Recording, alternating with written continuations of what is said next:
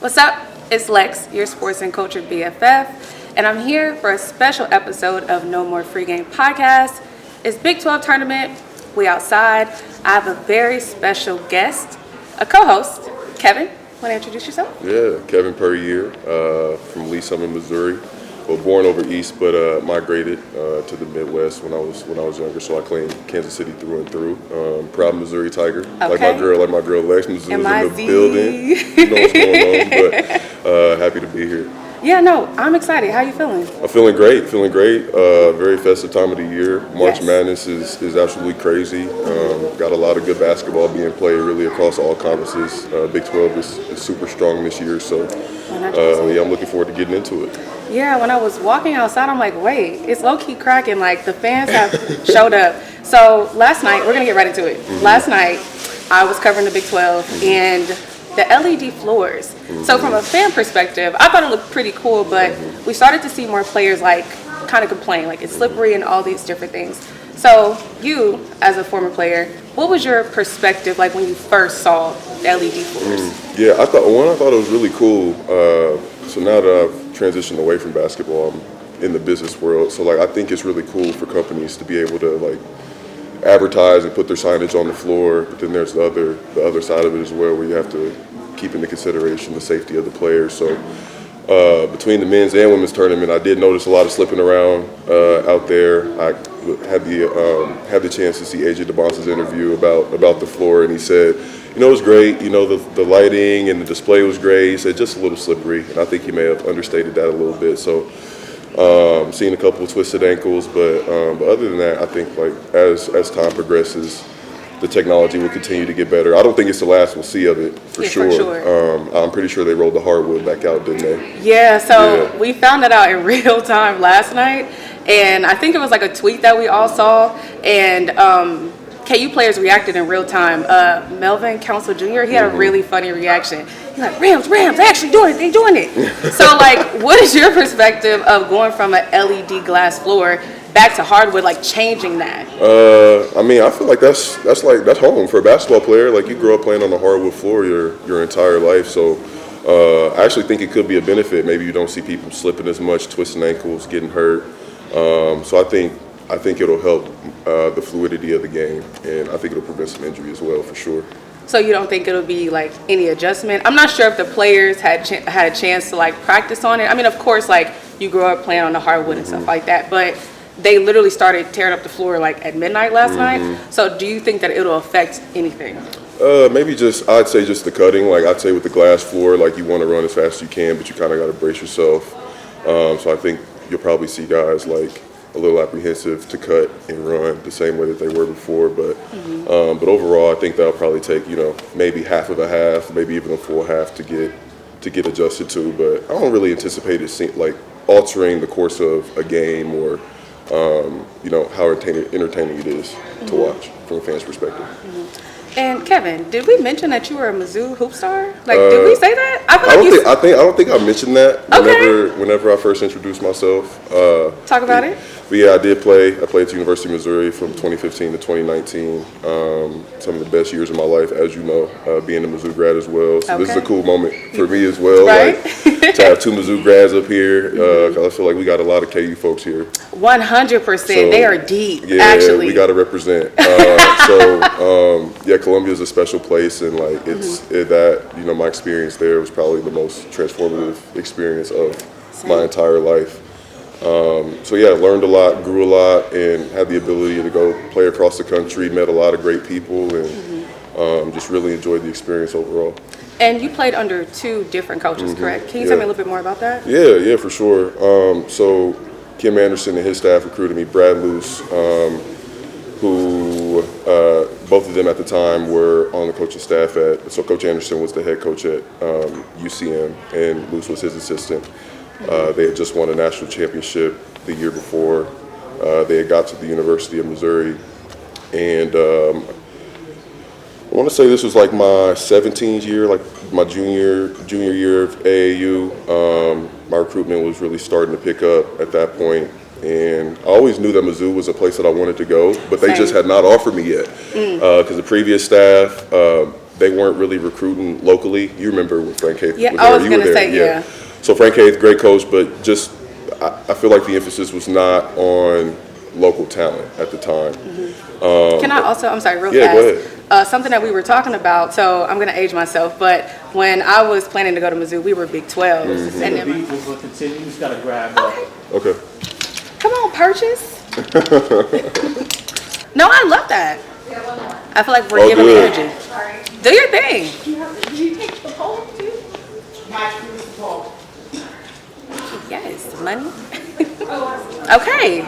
Our fault, y'all. We got people spending money. Okay, as I was saying, I don't want to age myself, but, you know, as I was preparing to go to Mizzou, we were Big 12. So I was super excited about, you know, MUKU and those things. And then my freshman year was the first year of SEC. Like, you were saying that Frank Haith wasn't really recruiting locally. No shade, coach. Shout out to you. Do you think going from Big 12 to SEC maybe had affected that?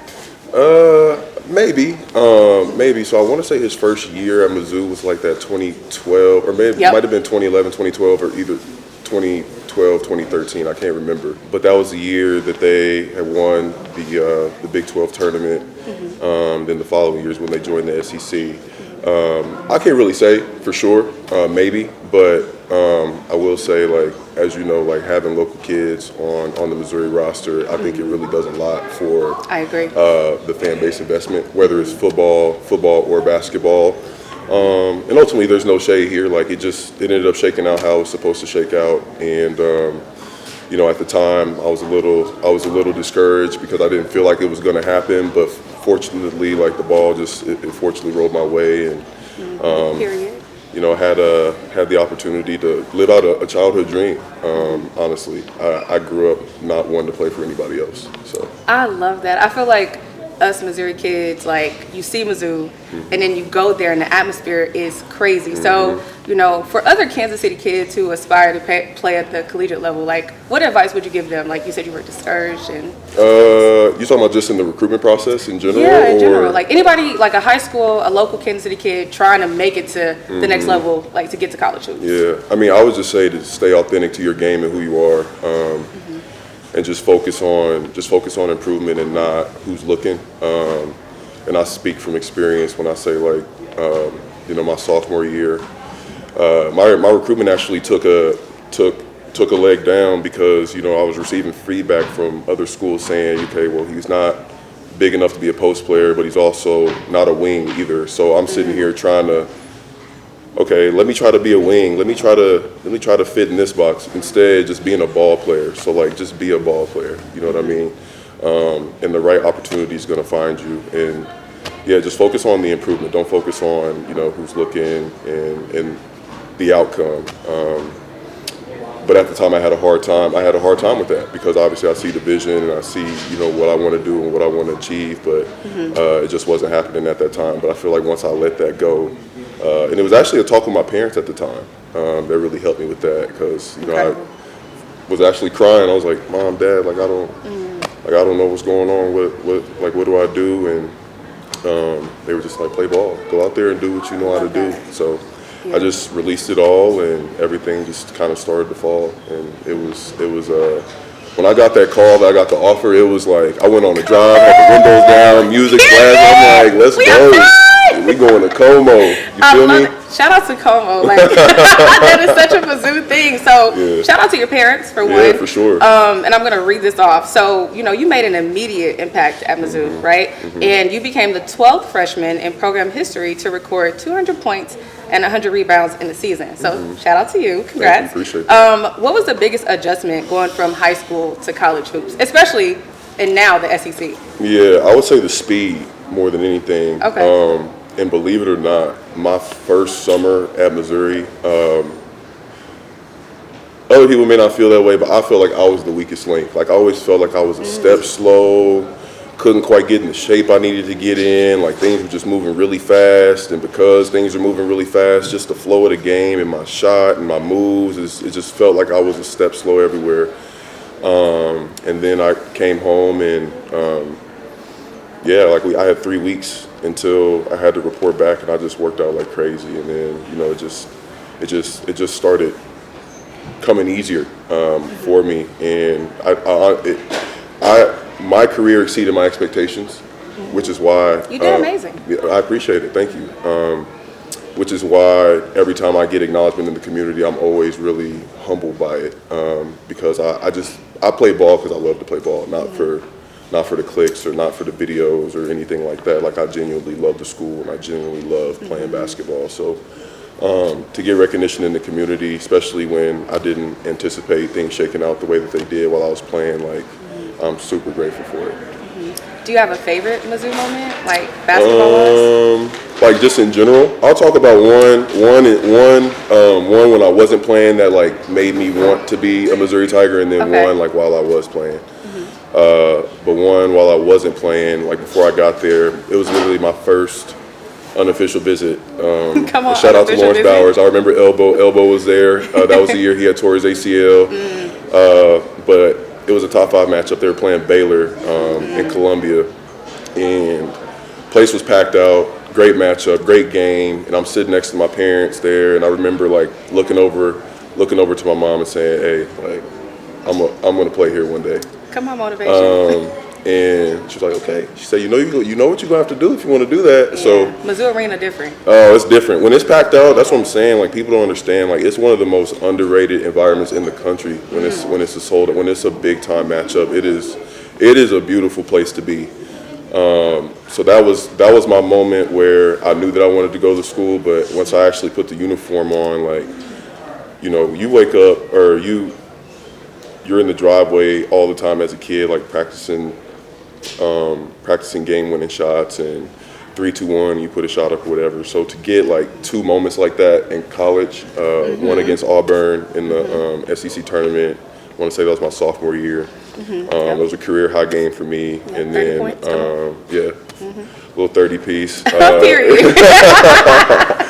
But and then hit a game-winning shot against Mississippi State my junior year, which that game actually I believe is the one that allowed us to go to the tournament that year. So like those were big-time moments, and you grow up kind of relishing in that and wanting that, and it's just a blessing. Like, I really am blessed. It was a wonderful experience. That's incredible. Okay, that is a great segue. So I watched that shot that you did at Auburn earlier. I watched it a couple times. And like you said, you had a big 30-point game. Congrats on that. As a player, like, what goes through your mind as you're about to make a shot like that? Because I don't know if you like hesitated, but you like, I'm finna do this, like leadership. We're about to win this game. Like, take me through that moment. It's funny because Emmanuel Dildy was a big-time assistant for us that year, and he's now at Duke. Coaching for John Shire. So he and I used to train together a lot. Like, we were really close that year. And he really helped me with my game and my development.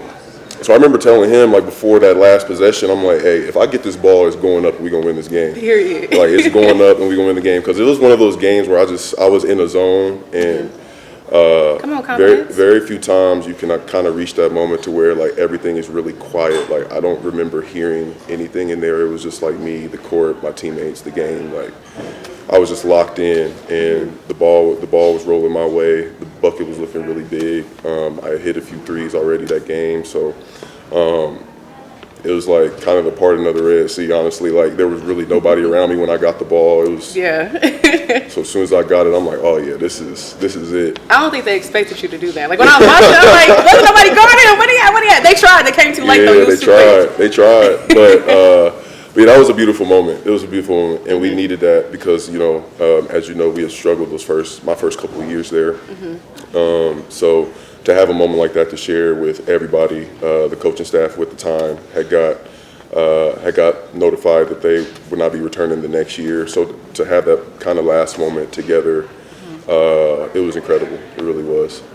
And you said you had a second one against Mississippi State? Yeah, had one against Mississippi State too. I actually airballed right before that possession. The possession before, shot an airball. So what made you go for it again, actually? Like, it was kind of one of those things where, like, so Cassius Robertson, which shout out to Cash, Toronto's in the building. Cash, he was like on I want to say it was like the left wing. He had drove his lane with his left hand, and my defender kind of stepped over to help, and he kicked it out to me. So it honestly would have looked bad if I didn't shoot it. Like, it would have looked bad. It was an open shot. Shout out to your teammates for So I didn't shoot the shot because I was like extremely confident in the shot at that moment in time because I just airballed. So you know, it's kind of like a leap of faith for sure. But it was a great moment, and I think the coolest part about it is just being able to celebrate like with your teammates in the locker room, which I still have that video. It's super cool. But yeah, it's that was a cool moment, really cool moment, and even more so that was pretty much the game that allowed us to go to the tournament. Okay, again, great segue. So, you know, we are doing this during the Big 12 tournament, and so what is it like playing in a tournament? Like, take me through that as a former player. I think it's very easy to get distracted from just like the build up of it because you know you're traveling and you know there's a lot of cool stuff going on that's leading up to the tournament. So I think that you know just being able to experience that you grow up watching it every year like as a kid, especially for kids who love the game and want to play in college. You grow up watching it every year. So similar to like being able to go play at Missouri, like being able to play in the NCAA tournament was again like a dream fulfilled. Even though we came up short to Florida State, which Dennis Gates was an assistant at the time at Florida State, coaching under Leonard Hamilton. They put a pretty good beating on us, but Not everybody makes it to the tournament though, so give yourself kudos. Hey, yeah, you won a 64. Okay. It's 350 plus of them in there, so Come on you know, one of 64 ain't bad. I agree. So we are down to the semifinals, right? So we got Arizona, Kansas, Iowa State, and Houston. What do you think stands out about those teams? Well, I think, and I'm gonna take my Missouri hat off now.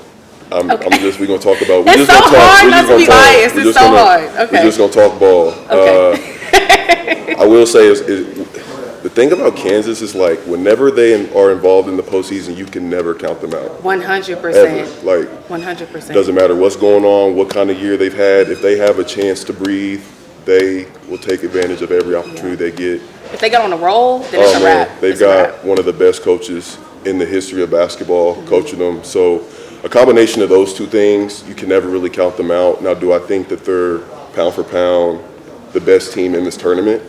I wouldn't necessarily say that, but they do have a great chance to win basketball games. I think Arizona, you and I have briefly connected on them, which I always appreciate when you ask me questions about hoop. Like, I love talking about basketball, but Same, I'm obsessed. I think Arizona has been pound for pound the best team in the country this year. Wait. I'm sorry. I was going to say, what makes you say that? I got excited. But Yeah, no, it's all good. I just think they're complete from top to bottom. Like they have, you know, they're not completely dependent on one player. I think they play a hard-nosed brand of basketball. They play together. They just complement each other so well. And I think, you know, Tommy Lloyd has done a really great job with those guys since he's taken the job a few years ago. And I'm a big Koa Pete fan. I like Koa Pete a lot. I think he's tough. I think he's going to be a good pro. I think that, and this is a side note, but I think this freshman class is probably one of the best that we've seen in probably the last 10 to 15 years. So a lot of talent across the board, but Arizona, I think they're great. Iowa State, TJ Osselberger and crew, they've done a great job this year. They got a point guard who absolutely gets after it, and their forward, man, he's been exceptional this season as well. But those guys, you know, that program has a lot of history to it, and they expect victory, and they play a tough brand as well. And you know, I'm really looking forward to just seeing all these teams. Houston, Kelvin Sampson is one of my favorite coaches to observe and watch. And they're the reigning champs too. Yes, reigning champs, and Milos Uzan, Kingston Fleming's great players. Like I think they play one of the toughest brands of basketball in college hoops, and I think this is going to be a really good match. These are really good matchups. I'm really excited to see the outcome, and I know the fans, all these fans here, are going to be excited to watch it as well. Do you have a favorite matchup in the semifinals right now? Between the last four teams? Let's see. Is Arizona and Kansas? That's a great question. Let's look. I think it's Arizona and Iowa State. Arizona, Iowa State, And then Kansas versus Houston. Yes. Actually, let me look, but I'm pretty sure that is what I might have to bow out of that one because those are both tough. Like those are both those are heavy hitting matchups. I agree. Where you could go one way or the other. But I'm a little partial to Arizona this year, so I'll go. You say Arizona, Iowa State, right? I believe so. Yeah, Arizona. So I think the Arizona Iowa State game. I think that's going to be a really great matchup. Okay, I'm checking it now. We're live and checking it. Okay, because I don't want to be wrong and then they be like, you don't know what you're talking about. Okay, let's see. But I'm pretty sure that is the matchup. I need some background music. What was I about to say? I literally was thinking, okay, yeah, it is Iowa State versus Arizona, then Houston versus Kansas. Yeah, I think the Arizona Iowa State matchup's gonna be fire. I like that. Yeah, and that is right after we do this segment. Yeah, like you said, back in January, you literally said like, I think Arizona's like the national championship favorite. Like back then, well, that was only a few months ago, but like, what made you say that then? I mean, they started off just dismantling teams. Like they had started off with some really hard games, and they were handedly winning them. And I'm like, wow, let me take a closer look at these dudes, and I'm like, wow, these guys are extremely talented, tough. I feel like I was a junkyard dog type of player, so I always can appreciate when other teams play. What does that mean? Like I didn't fit really in any box. You could either put me on the best player. If you told me that I had to go get a rebound or get a stop or make a shot, like I could do that. I would consider myself a utility guy, like a junkyard dog. Like I wasn't afraid of the smoke, so to say. Like I like the physicality, I like the grittiness, like I like getting my elbows bloody. Like I didn't You were a rebound monster too. I didn't mind that kind of work. So I can always appreciate that when other players play that way as well, and teams that accept that brand of basketball. That's fire. So, kind of random question, but when you were at Mizzou playing, what do you think was like the toughest environment to play in back then? Toughest environment. I think Tennessee doesn't get enough credit. Tennessee, Thomas Bowling Arena. And at the time, they had 2 All-Americans. They had Grant Williams, who's now in the NBA, Admiral Schofield, who played in the NBA for a little bit, which he might be in the G League, I'm not sure. But at the time, they were a lot to deal with, and they were the #1 team in the country. And I was just blown away by how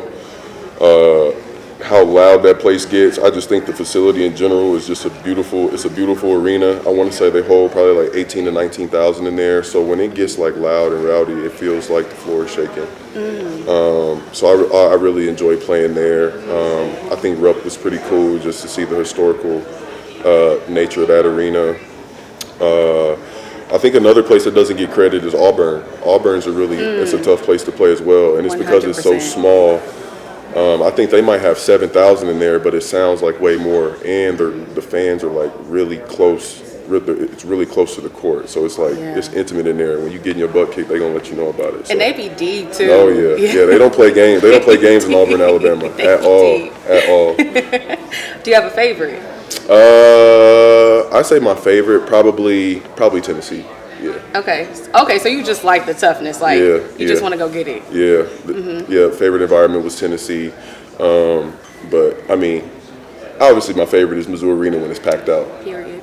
When it's packed out, I think Mizzou Arena is one of the best. But if I had to pick any other place besides Mizzou, it'll probably be Tennessee. Fun place to play. That's fire.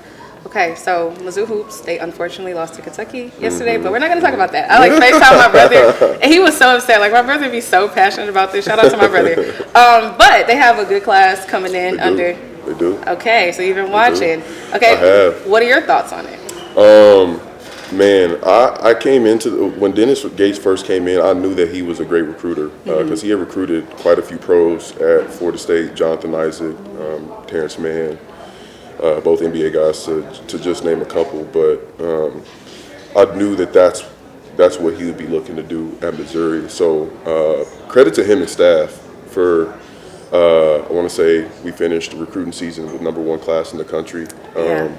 We got some real dudes. Like I'm really excited about Jason Crow for sure. I've been watching his film a lot. I mean, he had a historical year. Tony Bryant looks fire too. Yeah, Tony Bryant, great player.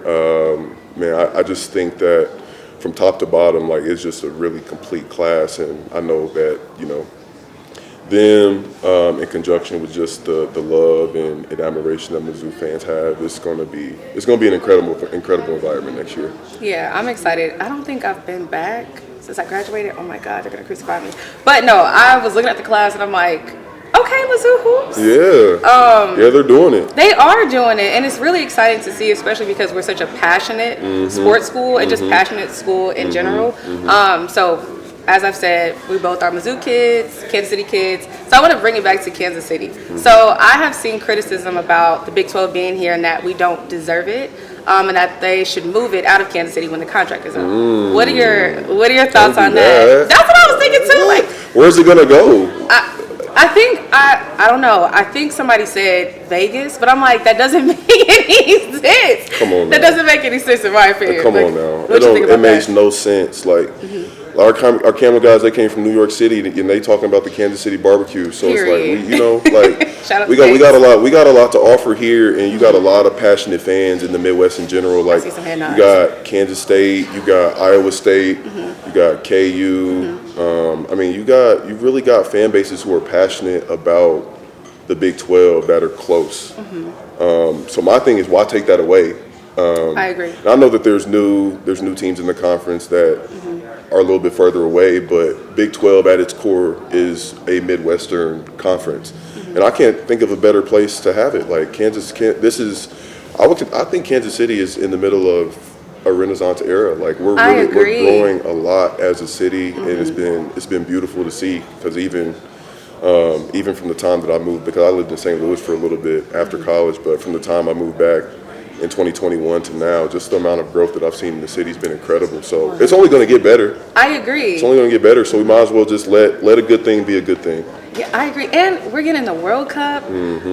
Hopefully, pending the WNBA gets it together, pay the players. But we should have a WNBA preseason game here next month. And so it's like, I feel like Kansas City is such a slept-on city, and like I get it. We don't have like a Nelly. Well, actually, we got Tech 9. Shout out to Tech 9, actually. But people try to discredit us. But I feel like you said, we're like in a Renaissance era. Like we have great food here, great vibes, and like we're just.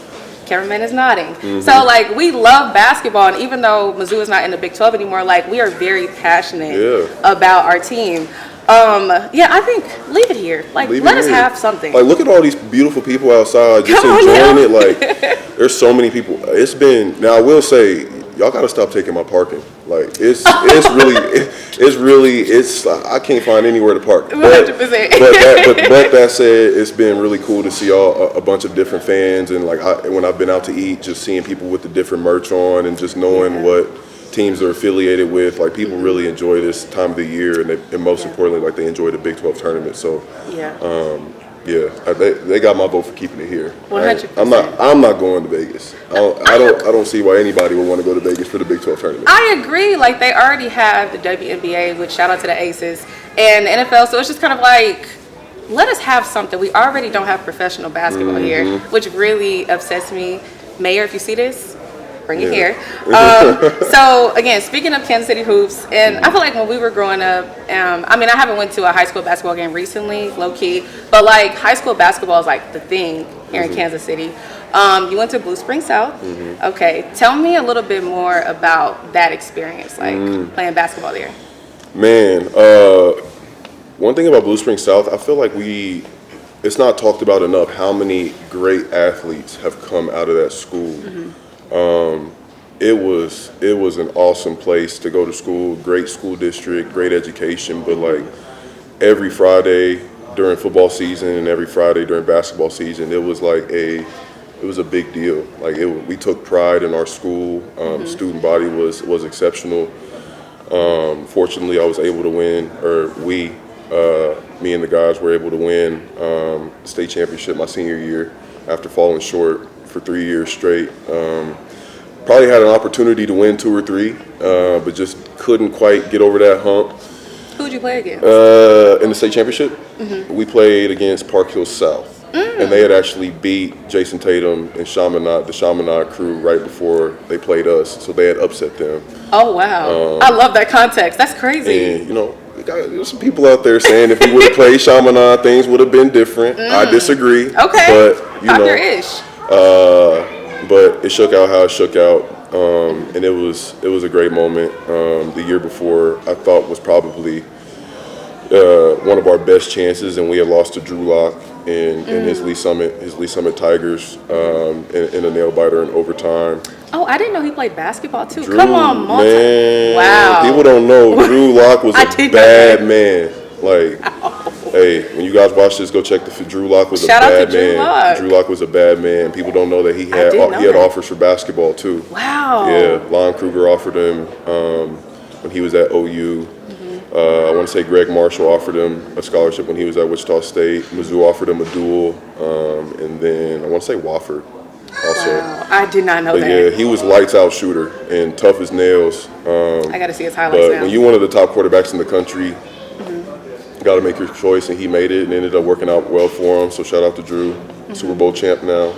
Shout out to Drew. Yeah, Super Bowl champ now. So. I was rooting for them low key. Since we were out of it, I'm like, I gotta shout out Drew Lock because he went to Mizzou. He's from here. But I'm sorry, go ahead. Shout out to Drew, but I also didn't watch this year because if the Chiefs ain't in it, I ain't watching. You know, and that's also why the Big 12 should stay here because we're so passionate. No, exactly. Like, I think I watched most of it, but I was like, Chiefs is out of it. Kind of was like, we'll be back next year. Yeah, exactly. No, okay, so my final question is Big 12 championship is tomorrow. By the time this airs, I don't know if it'll be tomorrow by then, but who do you have winning the championship?